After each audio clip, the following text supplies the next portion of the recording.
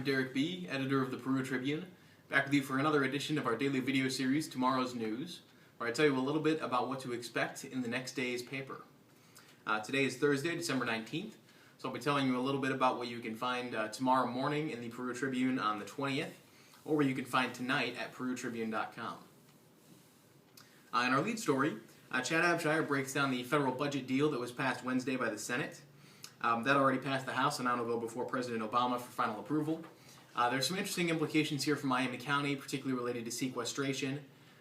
Also related to Grissom Air Reserve Base, which, as we all know, was affected by the shutdown in October. They're very happy that they won't be facing another one of those potentially, and that they'll have a little more predictability in the defense budget. But Chad's got full details on that in tomorrow's paper. It's actually a pretty Grissom-heavy edition of the Tribune. Governor Mike Pence stopped by Grissom on Thursday to speak with folks stationed there and wish them happy holidays, and they allowed several of us in the local media to come out.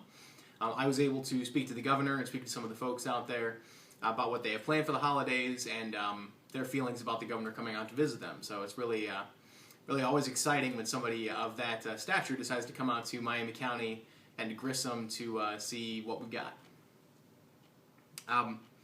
Also Thursday, Chad went to Miami Circuit Court. A couple of cases that we're following in that story. One is the accused baby shaker, for lack of a better term, Hogan Moss of Logansport. He had a pre-trial hearing for his case where he is facing two charges related to shaking his daughter to try to make her be quiet. And we also had a meth suspect plead guilty.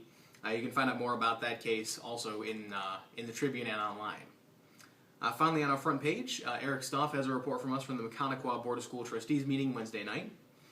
They're talking about what they'd like to upgrade since they have a little bit of money left over in their $2 million bond issues.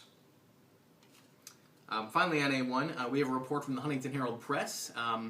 Superintendent of Public Instruction Glenda Ritz was over there to speak about her ideas for the future of education. We're actually all waiting with bated breath for Friday's State Board of Education meeting, where we're hoping that school accountability grades for 2012-13 will finally be released, so stay tuned there. Finally, on the sports page, Nick Roby has a breakdown of all the boys basketball action Friday and Saturday. We'll have 3 teams in action on Friday nights, all 3 of our local teams, and we wish them all the best as they try to either resurrect their seasons, as Peru and North Miami might need to, and keep some positive momentum going for Mechaniqua. As always, you can read all of those stories in tomorrow's print Peru Tribune. You can find them tonight online at perutribune.com. You can also find them on Facebook and on Twitter, and you can find me and all of our reporters on Twitter as well. Until tomorrow, that's tomorrow's news. I'm Derek B. Have a great Friday.